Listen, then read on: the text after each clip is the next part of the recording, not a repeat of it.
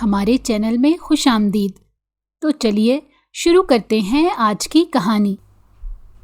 آج میں بہت خوش تھی کیونکہ آج میں اپنے خوابوں کی سرزمین پر جا رہی تھی۔ میں آج وہاں پر جا رہی تھی جہاں کے لوگ خواب دیکھتے ہیں۔ میرا دل خوشی کے مارے پھولے جا رہا تھا اور میں خود بہت خوشی کے ساتھ ایک ایک چیز دیکھ رہی تھی۔ میں جہاز میں بیٹھی تو ایک لمحے کے لیے دل خوف سے کانپا، لیکن پھر خوشی کا احساس غالب آ گیا۔ میں اپنے مستقبل کے سہانے خواب سجائے ہوئے ہوا میں اڑ رہی تھی۔ تو پھر جب میرے قدم زمین پر لگے تو مجھے نہیں معلوم تھا کہ میں پہلے ہی قدم پر لڑکھڑا جاؤں گی اور منہ کے بل گروں گی، اور جب یہ معلوم ہوا تب تک بہت دیر ہو چکی تھی۔ میرا نام کوثر ہے اور میں ایک 19 سال کی جوان اور حالات کی ستائی ہوئی لڑکی ہوں۔ میں ایک غریب گھرانے میں پیدا ہوئی۔ جب میں نے آنکھ کھولی تو سارے گھر میں اس وقت غربت اور فاقوں کا راج تھا۔ میری آمد پر کوئی بھی خوش نہیں تھا اور سارا گھر غم میں ڈوب گیا کہ لڑکی پیدا ہوئی ہے۔ ہر کسی کو یہی امید تھی کہ ان کے گھر پہلی اولاد لڑکا ہوگا، لیکن جب ایک لڑکی نے آنکھ کھولی تو بجائے خوش ہونے کے ایک سوگواریت سی چھا گئی۔ میرے ابا ایک مل میں مزدوری کرتے تھے اور معمولی سی تنخواہ کے ساتھ گھر چلاتے تھے۔ اماں گھر میں کاغذ کے لفافے بنا کر دکانوں پر بیچتیں اور اس کے ساتھ ساتھ درزی کی طرف سے قمیضیں ترپائیوں کے لیے آتی تو وہ ترپائیاں کر کے دے دیتی۔ گھر کا گزارا بہت مشکل سے چلتا تھا۔ میرے بعد میری 3 بہنیں اور پیدا ہوئیں اور پھر ایک بھائی پیدا ہوا۔ ہم 5 بہن بھائی ہو گئے، لیکن میرے ماں باپ کو جو لڑکیوں کا دکھ لگا وہ بھائی کے آنے پر بھی کم نہ ہوا۔ پہلے دن سے ہمیں جو درجہ دیا گیا تھا بس اب تک وہی درجہ برقرار رہا۔ نہ تو اماں کی طرف سے وہ پیار مل سکا اور نہ ہی ابا کی طرف سے۔ دونوں کے لیے لڑکیاں ایک بوجھ تھیں۔ نہ جانے اس خاندان کو لڑکیوں سے اتنی نفرت کیوں تھی، ورنہ میری ماں بھی ایک عورت تھی، دادی بھی اور پپھی وہ بھی ایک عورت تھی۔ پھر آخر یہ لڑکیوں سے اتنی نفرت کیوں کرتے تھے؟ میں نے 1-2 بار دادی سے پوچھا بھی، دادی ابا مجھے پیار نہیں کرتا، جبکہ میری سہیلی کا ابا اسے بہت پیار کرتا ہے، لیکن دادی نے مجھے ڈانٹ کے چپ کروا دیا۔ اسی طرح کی ذہنی الجھنوں میں ہم جوان ہوتی گئیں۔ ہم چاروں بہنیں جب ایک ساتھ کھڑی ہوتیں تو ایک برابر ہی لگتیں، کیونکہ ہم چاروں میں 1 سال کا ہی فرق تھا۔ یوں ہم ایک جتنے ہی لگتے تھے۔ ہم نے بہت چھوٹی عمر سے اماں کا ہاتھ بٹانا شروع کر دیا تھا۔ اماں کی ہر ممکن مدد کرتیں اور جتنا ہو سکتا گھر کے کام کاج میں بھی ان کا ہاتھ بٹاتیں، لیکن اماں نے کبھی خوش ہو کر مجھے شاباش نہیں دی تھی۔ نہ جانے اسکول بھی کیوں داخل کروا دیا، حالانکہ ابا کے خیال میں لڑکیوں کا اسکول جانا اتنا ضروری نہیں تھا۔ میری پپھی کی شادی قریب ہی کے ایک علاقے میں ہوئی تھی، اس لیے پپھی اکثر آ جایا کرتی تھی۔ وہ اپنے گھر میں خوش تھی۔ اس کا میاں ٹھیکیداری کرتا تھا اور اس کو اچھا کام مل جاتا تھا، اس لیے وہ اکثر ہمارے پاس چکر لگا لیتی تو پھر ہم سے پیار کرتی تھیں۔ ہمارے لیے آتے وقت کافی چیزیں لے آیا کرتی تھیں۔ ہم بھی پپھی کا انتظار کرتے تھے اور جب وہ آتیں تو وہ دن ہمارے لیے عید کا دن ہوتا۔ پپھی کے پاس بیٹھ کر اس کی ہی لائی ہوئی چیزیں کھانا ہمیں بہت اچھا لگتا تھا۔ اسی طرح رلتے رلاتے ہم جوان ہو گئیں۔ میں نے ابھی ایک فیکٹری میں ملازمت شروع کر دی تھی۔ فیکٹری میں ملازمت کرنے کا بھی ایک عجیب ہی قصہ ہے۔ میں جیسے ہی 18 سال کی ہوئی تو گلی میں شناختی کارڈ والوں کی گاڑی آئی۔ علاقے کے لوگوں نے شناختی کارڈ بن رہے تھے تو شوق میں نے بھی بنوا لیا۔ حالانکہ ابا کہہ رہا تھا تجھے کیا ضرورت ہے، لیکن میں نے کہا کہیں نہ کہیں تو ضرورت پڑ ہی جاتی ہے، اور پھر اب تو گاڑی آئی ہوئی ہے اور فری میں بن رہا ہے تو میں کیوں نہ اس چیز کا فائدہ اٹھاؤں۔ اس لیے میں نے بھی لگے ہاتھوں شناختی کارڈ بنوا لیا۔ انہیں دنوں ہمارے علاقے کے قریب ہی ایک کپڑے کی فیکٹری شروع ہوئی۔ وہاں پر عورتیں دھڑا دھڑ کام کے لیے جانے لگیں۔ ہمارے محلے کی اکثر عورتیں وہاں پر کام کرنے لگیں۔ انہی میں سے ایک میری سہیلی رابعہ کی امی بھی تھیں۔ رابعہ کی امی بھی اپنے گھر کے حالات سے تنگ آ کر فیکٹری میں ملازمت شروع کر دی تھی۔ ایک دن جب وہ ہمارے گھر آئیں تو امی کے ساتھ باتیں کر رہی تھیں۔ رابعہ کی امی بتا رہی تھیں کہ فیکٹری میں کام بہت اچھا ہے۔ ان کا کام پیکنگ کا تھا اور ان کا معاوضہ بھی معقول ہے۔ اپنے منہ دھیان کام کرتے ہیں اور اچھی تنخواہ ملتی ہے، اور پھر کہتے ہیں کہ سال کے بعد تنخواہ بڑھائی جائے گی۔ رابعہ کی امی میری امی سے کہہ رہی تھیں تو بھی فیکٹری میں کام کر لے، گھر پہ بیٹھ کے بھلا تجھے کتنے پیسے آ جاتے ہیں؟ تو میری امی کہنے لگیں فیکٹری میں نوکری نہیں کر سکتی، اس کے ابا نہیں مانیں گے۔ امی نے بڑی مایوسی سے کہا تو وہ بھی چپ کر گئیں، لیکن پھر کچھ دیر بعد کہنے لگیں اگر تو اسی طرح بیٹھی رہے گی تو کیسے اپنی بیٹیوں کو بیاہے گی؟ آخر ساری کی ساری جوان کھڑی ہیں، ایک ایک کر کے بیاہنا شروع کرے گی تو پھر یہ ساری اپنے گھر کی ہوں گی، اگر اسی طرح دیر کرے گی تو کیسے چلے گا؟ رابعہ کی امی نے امی کو بہت سمجھایا، لیکن امی کا ایک ہی جواب تھا کہ اس کے ابا نہیں مانیں گے۔ تو میری قسمت کے شام کو امی نے ابا سے بات کر لی اور ابا سے کہنے لگیں مجھے آپ سے کچھ بات کرنی ہے۔ امی نے ڈرتے جھجکتے کہا تو ابا، جن کا موڈ آج کچھ اچھا تھا، کیونکہ گھر آتے ہی نہ تو وہ غصے میں کسی بات پر چلایا تھا اور نہ ہی اس نے کوئی برتن اٹھا کر پھینکا تھا۔ اماں کہنے لگیں مجھے فیکٹری میں ملازمت کرنی ہے، محلے کی کافی عورتیں وہاں جا رہی ہیں اور سنا ہے کہ ماحول بھی بہت اچھا ہے، اور ویسے بھی اس طرح اکیلے آپ کب تک ذمہ داریاں اٹھاتے رہیں گے؟ اگر میں بھی آپ کے ساتھ مل جاؤں گی تو ہم جلد ہی ان لڑکیوں کو بیاہ کر ان کے گھر بار کا کر دیں گے۔ امی نے ڈرتے جھجکتے ابا سے بات کی۔ ابا کچھ دیر تک خاموش رہے، لیکن پھر کہنے لگے ٹھیک ہے، تم پتہ کر لو تو کل سے چلی جاؤ۔ نہ جانے ابا نے کیا سوچ کر رضامندی دے دی۔ امی نے اگلے ہی دن فیکٹری میں جا کر کام کا پتہ کر لیا۔ امی کو کام مل گیا اور امی نے فیکٹری جانا شروع کر دیا۔ گھر کی ذمہ داری مجھ پر آ گئی۔ امی کو فیکٹری جاتے ابھی کچھ دن ہی گزرے تھے کہ ایک دن امی کی طبیعت خراب ہوئی اور ان کا سانس بہت بری طرح پھولنے لگا۔ دراصل امی کو جگر کا مسئلہ تھا اور اسی وجہ سے ان کی طبیعت کسی بھی وقت اچانک سے خراب ہو جاتی تھی۔ اس دن بھی ایسے ہی ہوا۔ امی کی رنگت زرد پڑ گئی اور تکلیف کی شدت سے وہ بے حال ہوئی جا رہی تھی۔ کچھ دن ڈاکٹر سے دوائی لی، تب جا کر آرام آیا، لیکن اتنے کم وقت میں ہی امی کی حالات بہت خراب ہو گئی تھی اور ان کا چہرہ زرد ہو گیا تھا۔ اتنے میں ابا بھی چلے آئے اور جب امی کی طبیعت کی خرابی کا پتہ چلا تو فطری طور پر پریشان بھی ہوئے۔ اگلے دن بھی امی فیکٹری نہ جا سکیں۔ طبیعت خرابی نے انہیں اٹھنے ہی نہیں دیا، لیکن شام کو رابعہ کی امی گھر چلی آئیں اور کہنے لگیں سپروائزر کہہ رہا ہے اگر تم نے چھٹیاں ہی کرنی ہیں تو گھر بیٹھو، وہاں پر فری میں تنخواہ نہیں ملے گی۔ لیکن امی کہنے لگیں میری طبیعت ٹھیک نہیں، تمہارے سامنے ہی ہے، یہ دیکھو میری کیا حالت ہو گئی ہے، ایک چھٹی کر لینے سے کیا فرق پڑ جاتا ہے؟ تو رابعہ کی امی کہنے لگیں مجھے اس بات سے کوئی مسئلہ نہیں ہے، وہ تو میں تمہارے پاس سپروائزر کا پیغام لے کر آئی تھی، کیونکہ وہ نہیں چاہتا کہ اس کا اسٹاف اس طرح چھٹیاں کرتا پھرے۔ تاہم امی اگلے دن بھی کام پر نہیں جا سکیں اور سپروائزر کی طرف سے پیغام آ گیا کہ اب کام پر آنے کی کوئی ضرورت نہیں ہے۔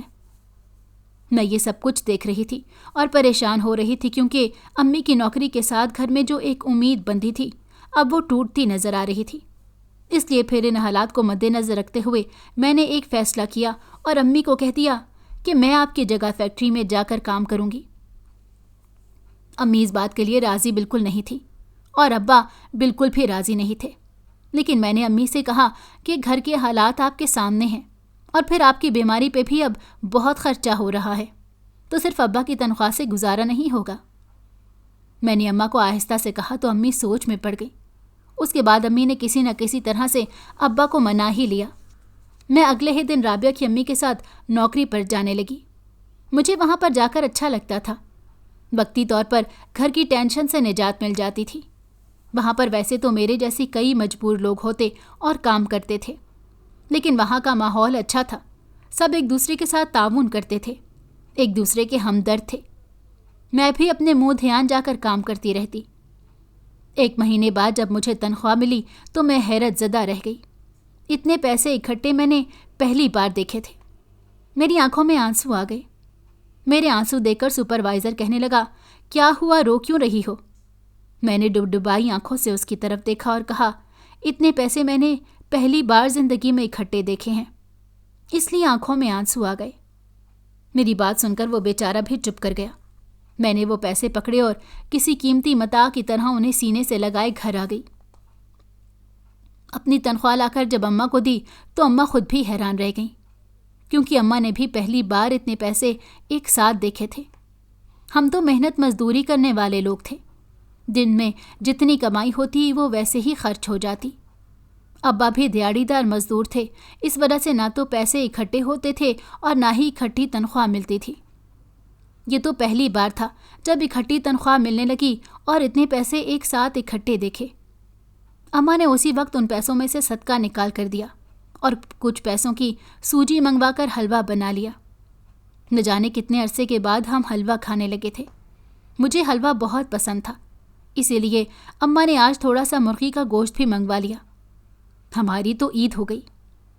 میری تینوں چھوٹی بہنیں بہت خوش تھیں۔ اماں نے سب کو سالن ڈال کر دیا تو ایک ایک بوٹی سب کے حصے میں آئی۔ بلال، میرے بھائی کے لیے اماں نے لیگ پیس الگ کر کے رکھ دیا۔ مجھے یہ بات محسوس تو بہت ہوئی، لیکن میں نے کچھ کہا نہیں۔ میری اتنے دنوں کی محنت کی کمائی تھی۔ اماں نے ایک بار بھی گوارا نہیں کیا کہ وہ لیگ پیس مجھے ہی دے دیتی، لیکن نہیں، وہ تو بلال کے لیے رکھ دیا گیا اور اسے ہی دیا گیا۔ اماں اب ان پیسوں کو بہت سوچ سمجھ کر خرچ کرتی۔ میرا فیکٹری میں دوسرا مہینہ شروع ہو چکا تھا۔ میں صبح 9 بجے جاتی اور شام 5 بجے واپس آتی۔ سارا دن کھڑے ہو کر پیکنگ کا کام کرنا پڑتا، صرف 1 گھنٹہ کھانے کا وقفہ ہوتا۔ میں کھڑے کھڑے تھک جاتی تھی، لیکن کچھ کرنے کی لگن تھی، اور پھر سارا دن گھر بیٹھ کر کیا کرتی کہ انہی دنوں محلے میں سے ایک آوارہ لڑکا میرے پیچھے لگ گیا۔ میں ویسے تو 18 سال کی تھی، لیکن قد کاٹ اچھا تھا اور رنگ روپ بھی گورا تھا۔ اللہ نے حسن کی دولت دے رکھی تھی۔ بے شک غربت تھی، لیکن حسن سے اللہ نے مالا مال کر رکھا تھا۔ حالانکہ جب میں فیکٹری جاتی تو بڑی چادر اور نقاب کا استعمال کرتی تھی، لیکن نہ جانے وہ لفنگا کیسے میرے پیچھے لگ گیا۔ اب میں جب بھی آتی وہ راستے میں کھڑا ہو کر میرا انتظار کر رہا ہوتا۔ پہلے پہل تو میں نے نظر انداز کیا کیونکہ میں گھبرا جاتی تھی، اور پھر میں نے خود کو ذرا مضبوط کیا اور اسے جب بھی کھڑا دیکھتی تیزی سے پاس سے گزر جاتی۔ پھر آہستہ آہستہ وہ سیٹیاں مارنے لگا اور کبھی کاغذ کی چھوٹی سی پرچی میری طرف پھینک دیتا۔ میں غصے سے اسے دیکھتی آگے بڑھ جاتی۔ یہ ہمارے محلے کا شوقی بدماش تھا۔ اس کے ساتھ 3-4 لڑکے ایویں کھڑے رہتے اور آتی جاتی لڑکیوں کو تنگ کرتے تھے۔ اب یہ میرے پیچھے لگ گیا تھا تو مجھے اس چیز کا بہت غصہ تھا، اور اندر ہی اندر میں خوفزدہ بھی تھی۔ کافی دن ہو گئے تھے اس کو میرے پیچھے آتے ہوئے۔ اب تو وہ مجھے فیکٹری کے دروازے تک چھوڑ کر جاتا۔ مجھے بہت غصہ آتا تھا اور گھبراہٹ ہوتی رہتی۔ میں ارد گرد دیکھتی، تیز تیز چلتی، لیکن وہ میرا پیچھا چھوڑتا ہی نہیں۔ اور آج تو حد ہی ہو گئی، اس کمینے نے راستے میں ہی میرا ہاتھ پکڑ لیا۔ میرے تو سر سے لگی پیروں پہ بجھی۔ میں نے اسے ایک زوردار تھپڑ مار دیا۔ وہ گال پر ہاتھ رکھے ساکت نظروں سے مجھے دیکھتا رہا۔ اس کو تھپڑ مارنے کے بعد مجھے احساس ہوا کہ شاید میں نے غلطی کر دی ہے، اس لیے میں جلدی سے وہاں سے ہٹ گئی، کیونکہ منٹوں میں وہاں بھیڑ اکٹھی ہونی شروع ہو گئی تھی۔ لوگوں کو تو مفت کا تماشا چاہیے ہوتا ہے۔ شوقی کے چہرے کے تاثرات مجھے کچھ اچھے نہیں لگ رہے تھے۔ میں بہت گھبرائے ہوئے انداز میں گھر واپس لوٹ آئی۔ اماں نے جو مجھے واپس آتے دیکھا تو پوچھنے لگیں، کیا بات ہے، تو وہاں سے واپس کیوں آ گئی؟ سب ٹھیک تو ہے؟ میں نے اماں سے کہا کہ شوقی نے راستہ روک لیا تھا تو میں نے اسے تھپڑ مار دیا، بس اسی وجہ سے گھبرا گئی اور گھر واپس لوٹ آئی۔ میری بات سن کر اماں نے دل پر ہاتھ رکھ لیا اور کہنے لگیں، یہ تو نے کیا کیا؟ تجھے پتہ بھی ہے کہ وہ کتنا بڑا بدماش ہے اور علاقے کے لوگ اس سے کتنا ڈرتے ہیں، پھر بھی تو نے ایسا کیوں کیا؟ اماں تو بہت زیادہ گھبرا گئی تھی اور مجھے بھی ڈرا رہی تھی، اور سچ پوچھیں تو میں خود بھی اسے تھپڑ مار کر اب گھبرا رہی تھی، کیونکہ مجھے پتا ہے کہ وہ کتنا بڑا بدماش ہے، علاقے کی لڑکیوں کی بالکل عزت نہیں کرتا۔ اس کے علاوہ 1-2 بار سنا بھی تھا کہ اس نے لڑکیاں اغوا کی تھیں، جیل میں بھی رہ کر آیا تھا۔ بڑے بڑے پولیس افسروں اور دوسرے عہدیداران سے اس کے کافی تعلقات تھے، اس لیے میں تھوڑا گھبرا رہی تھی۔ لیکن اگلے دن جب میں فیکٹری جانے لگی تو ڈرتے ڈرتے راستہ طے کیا، لیکن وہ مجھے راستے میں کہیں نظر نہیں آیا۔ میں نے اللہ کا شکر ادا کیا۔ مجھے لگا کہ شاید میرے تھپڑ مارنے کے بعد وہ سنبھل گیا ہے، اسے سمجھ آ گئی ہے اور اب وہ میرے راستے میں نہیں آئے گا، لیکن شاید یہ میری بہت بڑی غلط فہمی تھی۔ کچھ دن تو وہ میرے راستے میں نہیں آیا اور میں اب بے خوفی سے فیکٹری جانے لگی، لیکن ایک دن پھر وہ راستے میں آ گیا۔ ہوا کچھ یوں تھا کہ اس دن میں فیکٹری جانے کے لیے نکلی تو مجھے پہلے ہی دیر ہو رہی تھی، اس لیے میں نے شارٹ کٹ لینے کا سوچا۔ میں تنگ گلی کی طرف مڑ گئی اور یہی میری سب سے بڑی غلطی تھی۔ مجھے نہیں پتا تھا کہ شوقی بدماش راستے میں ہی کھڑا ہوگا۔ جیسے ہی میں گلی میں مڑی تو سامنے ہی وہ مجھے کھڑا نظر آ گیا۔ میں واپس مڑنے لگی لیکن اس کا ایک اور بدماش دوسری طرف گلی میں کھڑا تھا۔ میں گھبرا گئی اور تھوک نگلتے ہوئے چادر درست کرتے آگے بڑھنے لگی۔ جب میں اس کے قریب پہنچی تو اس نے ایک دم مجھے پکڑ لیا اور مجھے قریب بنے ایک گھر کی طرف کھینچنے لگا۔ اس کے ساتھ اس کے دوست اور ساتھی بھی تھے۔ میں نے چیخنا چلانا شروع کر دیا۔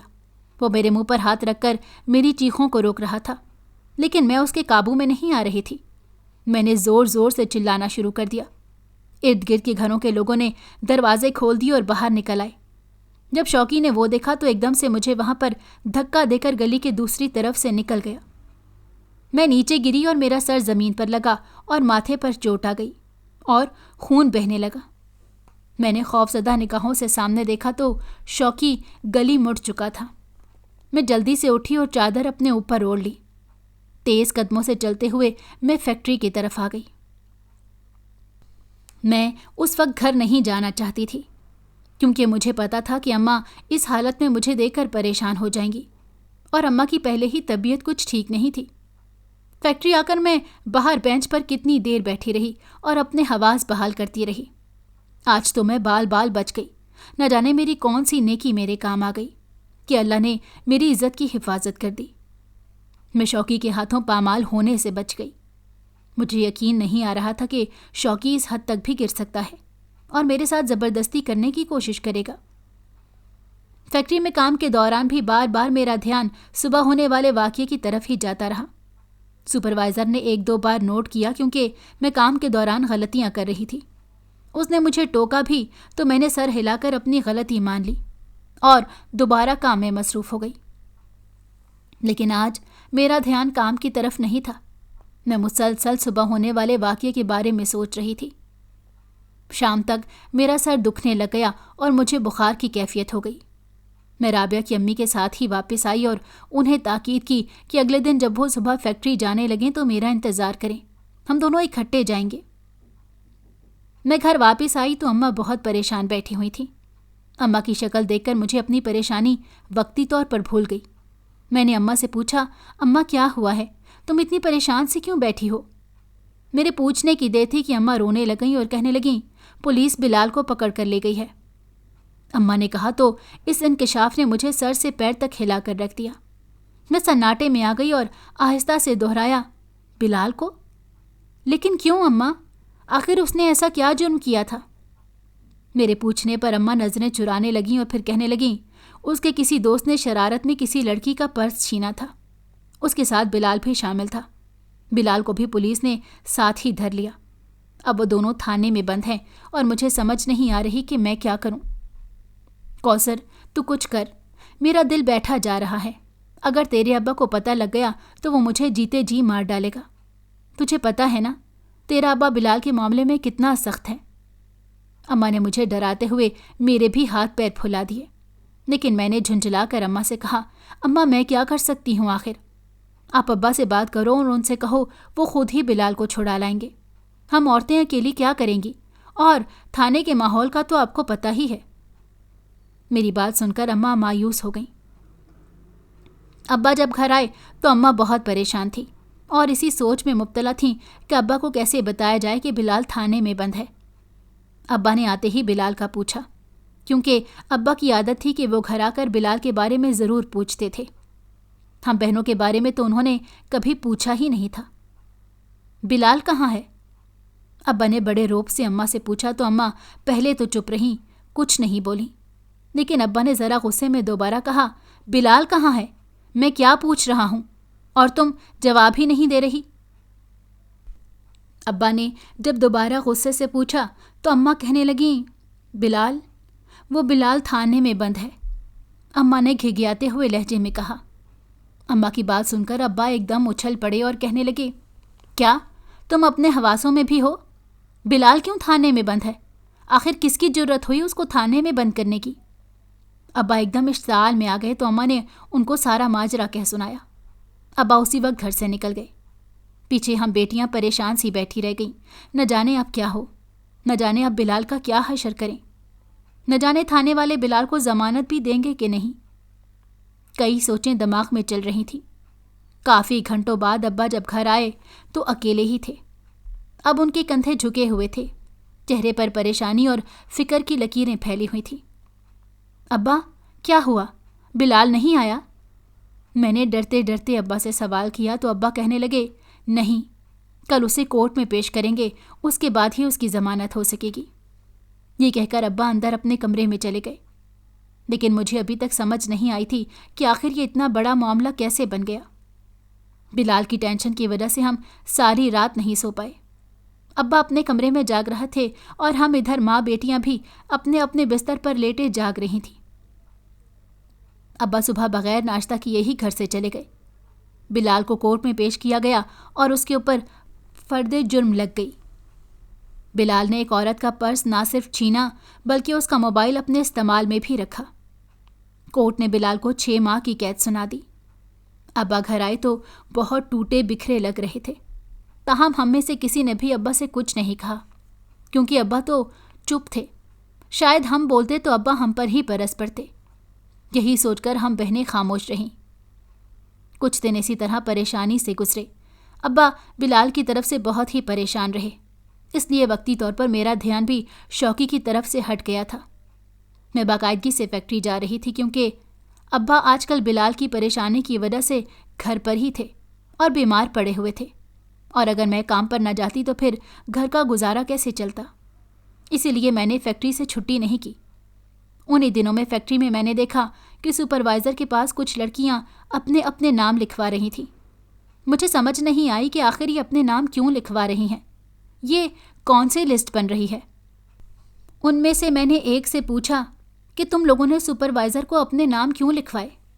تو وہ کہنے لگی کہ یہ کمپنی مجبور عورتوں کو باہر جا کر کمانے کا موقع دے رہی ہے، اس میں یہ ہوگا کہ سارا خرچہ کمپنی کے ذمہ ہوگا، باہر جا کر تنخواہ اچھی مل جائے گی، لیکن گھر والوں کی اجازت لینا ضروری ہے، اسی لیے جو جانا چاہتا ہے ان سب نے اپنے اپنے نام لکھوائے ہیں۔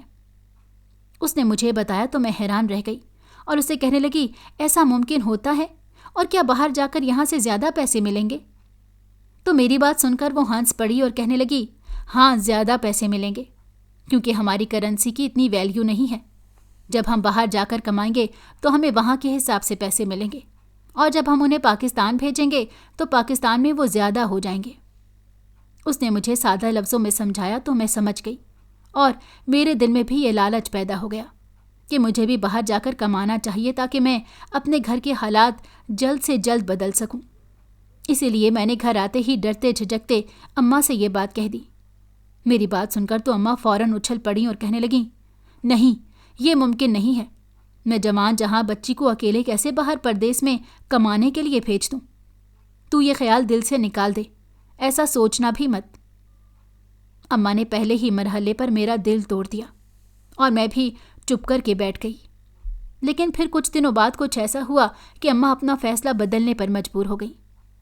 ہوا کچھ یوں تھا، ابا کافی دنوں کے بعد کام پر گئے تھے۔ بلال کی وجہ سے ابا بہت پریشان رہے، اور چونکہ گھر میں اور کوئی مرد نہیں تھا اسی لیے وہ خود ہی کورٹ کچہری بھگتاتے رہے۔ ابا اس دن کام پر گئے تو وہاں پر نہ جانے کیا ہوا کہ ابا کو دل کا دورہ پڑ گیا۔ ابا کے ساتھ جو کام کرنے والے تھے وہ ابا کو لے کر ہسپتال بھاگے۔ سرکاری اسپتال میں ابا کا ایمرجنسی میں ٹریٹمنٹ ہوا اور انہیں فوراً ICU میں داخل کر لیا گیا۔ جب تک ہمیں گھر پر اطلاع ملی تب تک ابا ICU میں داخل ہو چکے تھے۔ ہمارے تو پیروں تلے سے زمین ہی کھسک گئی۔ میں چونکہ اس وقت فیکٹری میں تھی اس لیے میں بر وقت ہسپتال نہ پہنچ سکی، لیکن اماں اکیلی اسپتال میں خجل خوار ہوتی رہیں۔ 2 دن بعد ابا کی حالت بہتر ہو گئی تھی اور وہ گھر آ چکے تھے۔ ڈاکٹر نے انہیں مکمل بیڈ ریسٹ کا کہا تھا اور ساتھ ہی کسی قسم کی پریشانی اور ٹینشن نہ لینے کا کہا تھا۔ ابا کی دوائیاں بھی اتنی ساری لکھ کر دے دیں کہ میں اور اماں دیکھ کر چکرا گئے۔ ابا بیماری کے بعد بہت کمزور ہو گئے تھے اور ہر وقت بستر پر لیٹے رہتے۔ اماں بیچاری گھر کے معاملات بھی دیکھتی اور باہر کے بھی نپٹاتی رہتی۔ میرا تو سارا دن فیکٹری میں ہی گزر جاتا تھا۔ چھوٹی تینوں بہنوں کو گھر سے نکلنے کی عادت نہیں تھی، اور ویسے بھی وہ تینوں اتنی پر اعتماد نہیں تھیں۔ فیکٹری میں بس اب آخری تاریخ میں 2 دن رہ گئے تھے۔ جس نے نام لکھوانا تھا ان سب نے لکھوا دیا۔ 2 دن بعد آخری تاریخ تھی اور میرے دل کو بے چینی لگی ہوئی تھی۔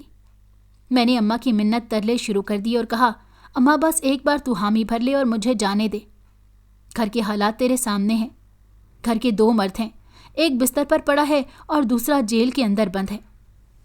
میں نے اماں سے کہا تو اماں پہلے تو چپ کر گئیں اور پھر مجھے کہنے لگیں، ٹھیک ہے، جیسے تیری مرضی، تو اپنا نام بھی لکھوا دے اور اپنی قسمت آزما لے۔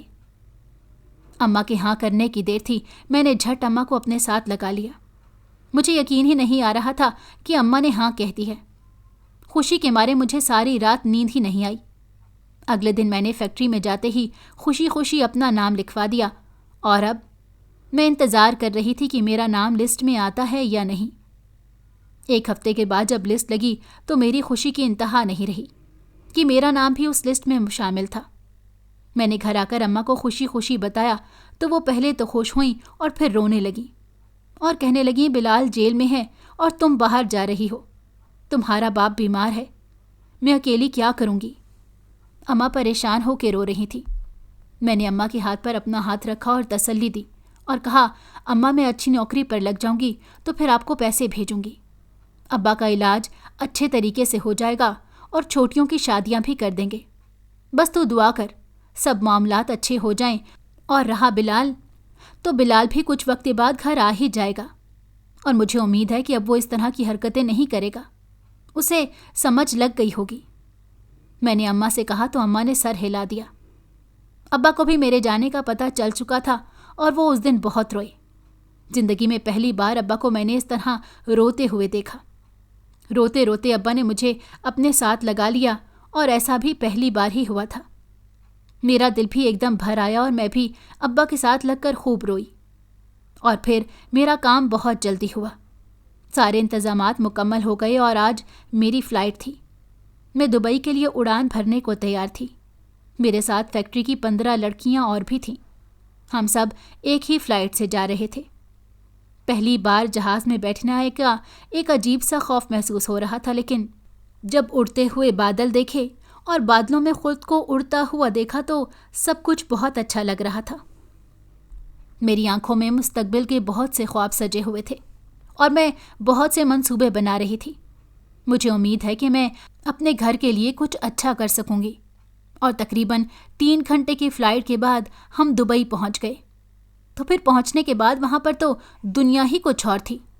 ان کا تو ایئرپورٹ ہی اتنا بڑا تھا جتنا شاید میرا پورا گاؤں تھا۔ میں حیرانی سے ہر ایک چیز کو دیکھ رہی تھی۔ لوگوں کو آتے جاتے چلتے پھرتے دیکھ کر مجھے عجیب سا احساس کمتری ہو رہا تھا۔ میں آہستہ آہستہ چل رہی تھی اور بار بار اپنی چادر کو درست کر رہی تھی۔ میری ساتھی لڑکیوں کا بھی حال مجھ سے مختلف نہ تھا۔ وہ سب بھی حیرت سے منہ کھولے ایک ایک چیز کو دیکھ رہی تھی۔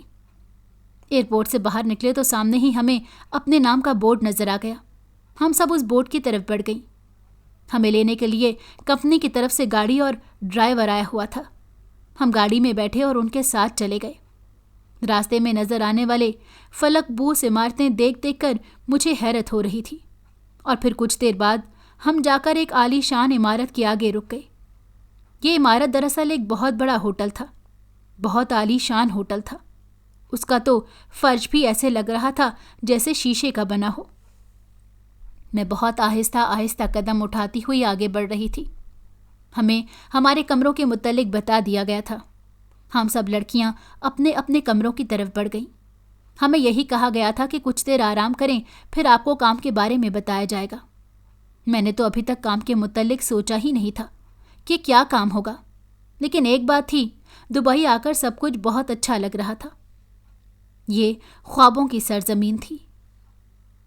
کچھ دیر بعد آرام کر کے ہم لوگ ہوٹل میں ہی بنے ایک ڈائننگ ہال کی طرف آ گئے۔ وہاں پر ہمیں عالی شان کھانا دیا گیا۔ میں تو کھانے میں اتنی چیزیں دیکھ کر حیران رہ گئی، اور پھر پہلا لقمہ لیتے ہی میں نے ہاتھ نہیں روکا، اور جب تک سارا کھانا ختم نہیں کر لیا تب تک سر نہیں اٹھایا۔ اتنا اچھا اور لذیذ کھانا میں نے زندگی میں پہلی بار کھایا تھا۔ واہ رے مولا، تیری قدرت، کیسے کیسے ذائقے رکھے ہوئے ہیں تو نے اس دنیا میں۔ کھانا کھا کر میں نے بے ساختہ انداز میں اللہ کا شکر ادا کیا۔ اب مجھے انتظار تھا کہ کب کام کا بتایا جائے گا اور ہم کام کے لیے روانہ ہوں گے۔ کھانا کھلانے کے بعد ہمیں ایک بیوٹی پارلر لے جایا گیا اور کہا کہ یہاں پر اچھے طریقے سے تیار ہو جائیں۔ بیوٹی پارلر والی ہمیں تیار کرنے لگی۔ مجھے بہت حیرت ہو رہی تھی، آخر میک اپ کرنے کی اور تیار ہونے کی کیا ضرورت ہے؟ اور اسی لیے میں نے اس سے پوچھ بھی لیا تو وہ کہنے لگی کہ میک اپ کرنا ضروری ہے، یہ ڈیوٹی کا حصہ ہے، اگر میک اپ نہیں کیا جائے گا تو ڈیوٹی پر اس طرح آنے کی اجازت نہیں ہے۔ اس نے ذرا تفصیل سے بتایا تو میں بہت حیران ہوئی، آخر ایسی کون سی ڈیوٹی ہے، کون سا کام ہے جو بغیر میک اپ کے نہیں ہو سکتا؟ میرے دل میں بہت سارے وسوسے پھیل رہے تھے اور میں پریشان ہو رہی تھی، لیکن پھر سب کچھ اللہ کے سپرد کر کے میں نے میک اپ کروا لیا۔ ہم سب لڑکیاں بالکل تیار تھیں اور ایک سے بڑھ کر ایک لگ رہی تھیں، البتہ ہمارے لباس ہمارے میک اپ کے ساتھ میچ نہیں کرتے تھے۔ سب کے لباس بہت عام اور سادہ سے تھے۔ ہمیں ہوٹل والوں نے یہی لباس دیے اور کہا کہ یہ پہن لو۔ سب کے لباس ایک یونیفارم کی طرح کے تھے۔ میں بہت حیران ہوئی کہ کام بتا نہیں رہے اور اس طرح کے کاموں پر اتنا زور دیا ہوا ہے۔ مجھے تھوڑی ناگواری سی بھی محسوس ہوئی، لیکن پھر بھی میں نے وہ لباس تھام لیا اور اسے تبدیل کر لیا۔ وہ واقعی ایک یونیفارم تھا، کیونکہ ہم سب لڑکیوں کے ایک جیسے ہی تھے۔ اور پھر ہمیں ایک بڑے سے ہال میں لے جایا گیا۔ پھر وہاں پر ہمیں ڈیوٹی کے بارے میں بتایا گیا۔ مجھے تھوڑی مایوسی بھی ہوئی کیونکہ میں نے ایک اچھی نوکری کا سوچا تھا۔ اگر میں وہاں پر پیکنگ کا کام کرتی تھی تو میں نے کم سے کم یہاں پر بھی پیکنگ کا کام ہی سوچا تھا، لیکن یہاں پر تو ہمیں ہوٹل کی صفائی ستھرائی کا کام دے دیا گیا تھا۔ ہر ایک لڑکی کو ان کا کام سمجھا دیا گیا۔ مجھے تھوڑا عجیب لگا اور برا بھی، کیونکہ میں نے آج تک کبھی صفائی ستھرائی کا کام نہیں کیا تھا اور نہ ہی کرنا چاہتی تھی، لیکن اب یہاں پر آ کر یہ کام میری مجبوری بن گیا تھا۔ ایک تو میں اس طرح واپس نہیں جا سکتی تھی، دوسرا میرے پاس اب وہاں پر بھی کوئی نوکری نہیں تھی، اور تیسرا یہاں کی تنخواہ اتنی اچھی تھی کہ چند مہینے کام کرنے کے بعد ہی میری کافی ساری مشکلات آسان ہو جاتی۔ تاہم میں نے گھر پر اماں کو نہیں بتایا کہ میں کیا کام کرتی ہوں، کیونکہ میں نہیں چاہتی تھی کہ وہ بھی دکھی ہوں۔ میں نے انہیں یہی بتایا کہ یہاں پر پیکنگ کا کام ہے اور میں پیکنگ ہی کرتی ہوں۔ دبئی پہنچ کے میں نے آتے ہی اپنی خیریت سے پہنچنے کی اطلاع دے دی تھی۔ اب یہاں پر مجھے جو کام کہتے میں وہ کر لیتی۔ ہوٹل کے کام میں محنت تو تھی، لیکن مجھے اب اچھا لگنے لگا تھا۔ میں اب آہستہ آہستہ یہاں پر ایڈجسٹ ہوتی جا رہی تھی۔ یہاں پر ایک خاص بات تھی کہ کوئی بھی مرد نظر پھاڑ کر نہیں دیکھتا تھا۔ اپنے منہ دھیان کام کرتے رہتے تو کوئی بھی آپ کو تنگ نہیں کرتا تھا۔